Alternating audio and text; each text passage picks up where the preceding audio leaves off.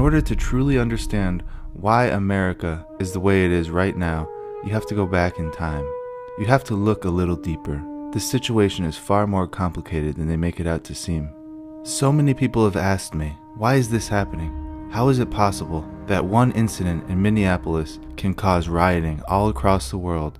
We're seeing riots in France, we're seeing riots in England, we're seeing riots all across Europe, and of course, all throughout the United States. So what is the reason for this? Well, before we get into this interview from 1984, I'm going to leave you with some words from Malcolm X.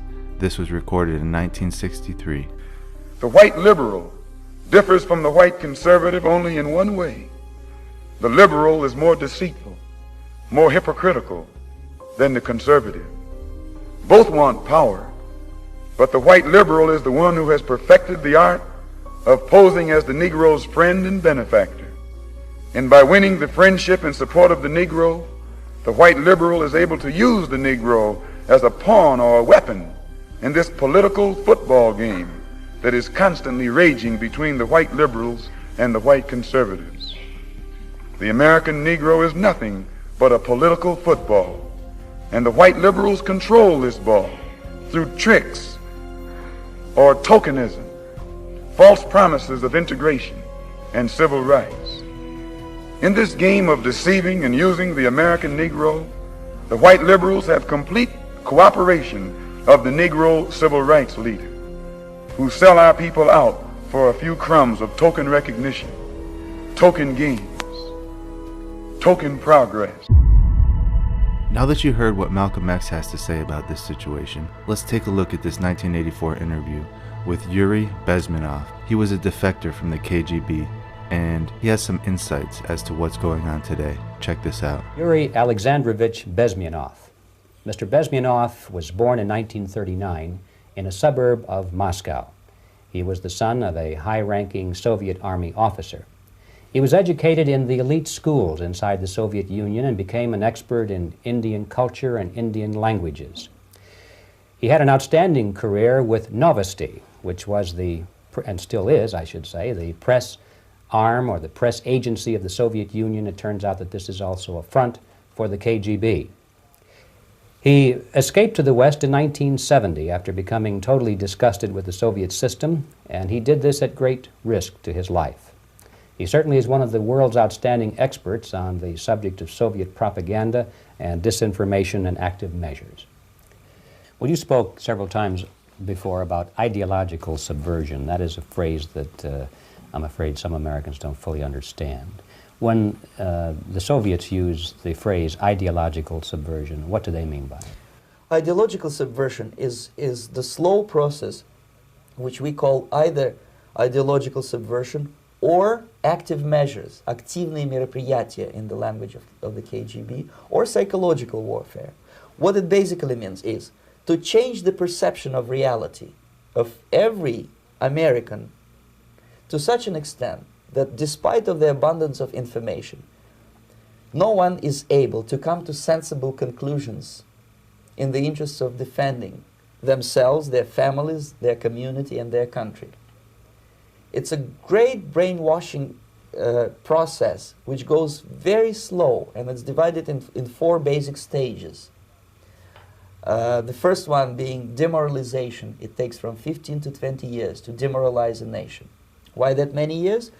Because this is the minimum number of years which requires to educate one generation of students in the country of your enemy, exposed to the ideology of the enemy. In other words, Marxism-Leninism ideology is being pumped into the soft heads of at least 3 generations of American students without being challenged or counterbalanced by the basic values of Americanism, American patriotism. The demoralization process in the United States is basically completed already. For the last 25 years, actually it's overfulfilled, because demoralization now reaches such areas where previously not even Comrade Andropov and all his experts would even dream of such a tremendous success. Most of it is done by Americans to Americans, thanks to lack of moral standards. As I mentioned before, exposure to true information does not matter anymore. A person who was demoralized is unable to assess true information. The facts tell nothing to him. Even if I shower him with information, with authentic proof, with documents, with pictures, even if I take him by force to the Soviet Union and show him concentration camp, he will refuse to believe it until he is going to receive a kick in his fat bottom. When a military boot crashes his balls, then he will understand, but not before that. That's the tragic of the situation of demoralization. The next stage is destabilization. This time, subverter does not care about your ideas and the patterns of your consumption. Whether you eat junk food and get fat and flabby, it doesn't matter anymore. This time, and it takes only from 2 to 5 years to destabilize a nation, what matters is essentials: economy, foreign relations, defense systems. And you can see it quite clearly that in some areas, in such sensitive areas as defense and economy, the influence of Marxist-Leninist ideas in the United States is absolutely fantastic. I could never believe it 14 years ago when I landed in this part of the world that the process will go that fast.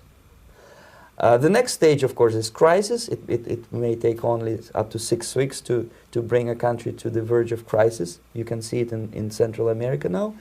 And after crisis, with a violent change of power, structure, and economy, you have so-called the period of normalization. It may last indefinitely.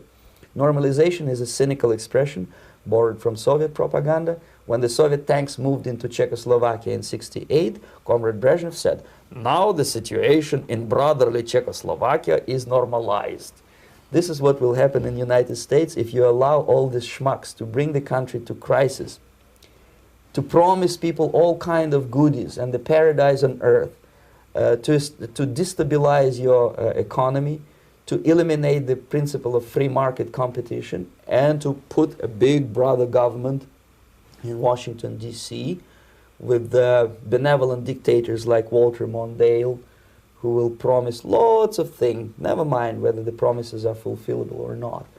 Your leftists in the United States, all these professors and all these beautiful civil rights defenders, they are instrumental in the process of the subversion only to destabilize the nation.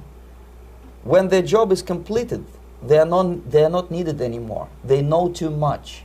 Some of them, when they get disillusioned, when they see that Marxist-Leninists come to power, obviously they get offended.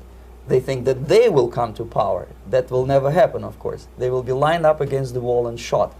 But they may turn into the most bitter enemies of Marxist-Leninists when they come to power. And that's what happened in Nicaragua. You remember most of these former Marxist-Leninists were either put to prison or one of them split, and now he's working against Sandinistas. It happened in Grenada when Maurice Bishop was already a Marxist. He was executed by a new Marxist who was more Marxist than this Marxist. Same happened in Afghanistan when first there was Taraki, he was killed by Amin, then Amin was killed by Babrak Karmal with the help of KGB. Same happened in Bangladesh when Mujibur Rahman, very pro-Soviet leftist, was assassinated by his own Marxist-Leninist military comrades. It's the same pattern everywhere. The time bomb is ticking. With every second, the disaster is coming closer and closer. Unlike myself, you will have nowhere to defect. What did you think about that? Was it accurate? Does it make sense now? If you haven't already done so, please leave a comment below and let us know what you think. And don't forget to hit that like button. And please share this video with everybody you know. And until next time, thank you all for watching, and God bless you all.